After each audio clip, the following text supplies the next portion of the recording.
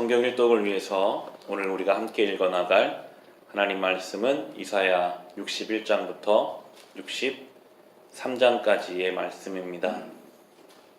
이사야는 특별히 예수님의 사역에 대해서 많은 부분에서 미리 예언하고 있습니다. 오늘 우리가 함께 읽어나갈 61장의 1절과 2절 말씀은 예수께서 누가복음에서 처음 사역을 시작하시면서 스스로를 설명하는 구절로 읽으셨던 말씀이기도 합니다. 1절과 2절을 보시면 주님께서 나에게 기름을 부으시니 주 하나님의 영이 나에게 임하셨다. 주님께서 나를 보내셔서 가난한 사람들에게 기쁜 소식을 전하고 상한 마음을 싸매어 주고 포로에게 자유를 선포하고 갇힌 사람에게 석방을 선언하고 주님의 은혜의 해와 우리 하나님의 보복의 날을 선언하고 모든 슬퍼하는 사람을 위로하게 하셨다라고 말씀하고 있습니다. 예수 그리스도의 사역을 잘 보여줍니다.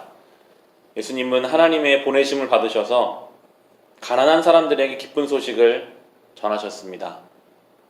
상한 마음을 싸매어 주셨습니다. 그리고 포로된 자들, 무엇인가에 인간의 욕심과 죄에 꽁꽁 묶여있는 자들에게 참 자유를 허락하여 주셨습니다. 하나님의 은혜가 있고 하나님의 심판이 있음을 선언하셨고 특별히 슬퍼하는 자들을 위로하여 주셨습니다. 이것이 예수께서 이 땅에 오셔서 우리에게 행하신 일들입니다. 그리고 그 주님이 제자들을 보내시고 성도들을 보내십니다. 우리가 어떻게 살아야 할까?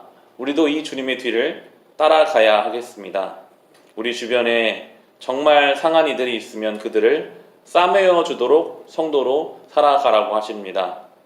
포로되고 갇혀있는 것처럼 어딘가에 매여있는 사람들을 찾아가서 그게 다가 아니라고, 이 땅의 것이 다가 아니라, 눈에 보이는 것이 다가 아니라 예수 안에서 참된 자유가 있다고 그들에게 자유를 선포하기를 또한 우리에게 원하십니다. 슬퍼하는 이들을 위로하라고 교회를, 성도를 부르고 계십니다. 이 말씀을 우리를 향한 말씀이라고 붙잡고 그렇게 볼 수 있게 되기를 소망합니다. 내 인생만이 아니라요, 오늘도 혹 내가 위로할 사람은 없을까? 오늘도 내가 가서 이 복음의 자유를 말해줄 사람은 없을까? 주님이 우리를 그렇게 보내시고 계심을 우리는 늘 생각하며 살아가야 하겠습니다. 이어지는 3절에서도 예수님의 사역을 볼 수 있는데요. 시온에서 슬퍼하는 사람들에게 재 대신에 화관을 씌워주시며 슬픔 대신에 기쁨의 기름을 발라주시며 괴로운 마음 대신에 찬송이 마음에 가득 차게 하셨다. 그리하여 사람들은 그들을 가리켜 의의 나무 주님께서 스스로 영광을 나타내시려고 손수 심으신 나무라고 부른다라고 말씀하고 있습니다. 예수님을 만나고 경험하면요, 재 대신에 화관을 주신다고 합니다. 재는 슬픔과 허무함을 뜻합니다. 다 타고 남은 재로 할 수 있는 것이 무엇이 있을까요? 결국은요, 다 타고 남은 재가 될 수밖에 없습니다. 우리가 그렇게 붙잡으려고 하던 것들, 우리가 만족하려고 했던 하나님이 아닌 다른 것들은 때가 되면 마치 재와 같이 그렇게밖에 남지 않습니다. 예수를 만나면 재 대신에 화관을 우리에게 주시겠다. 슬픔 대신에 기쁨을 주시겠다.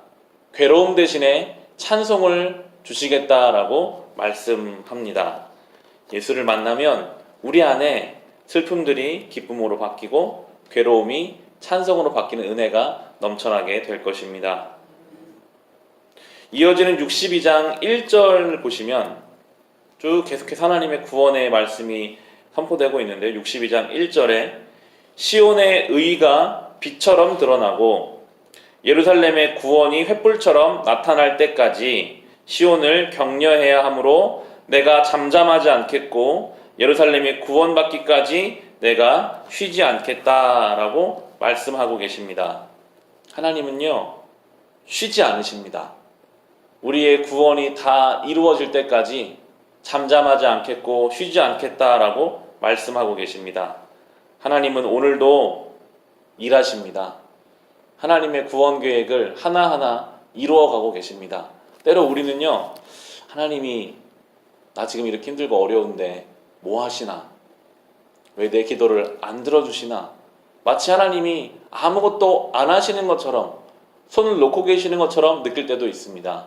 그런데 주님께서는 쉬지 않으시겠다고, 어떻게든지 이 주님의 구원을 이루어 가시겠다고, 오늘도 하나님이 살아 계신다고 말씀하십니다.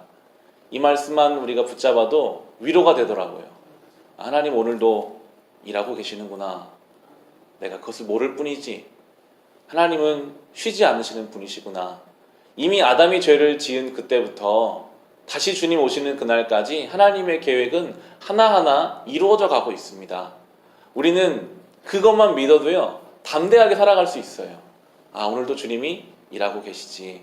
우리의 가정에서 심지어 나의 눈물과 나의 실패까지 사용하셔서 일하시는 그 주님이 우리의 주님이심을 믿고 오늘도 평안함과 담대함으로 살아갈 수 있기를 주님의 이름으로 축원합니다.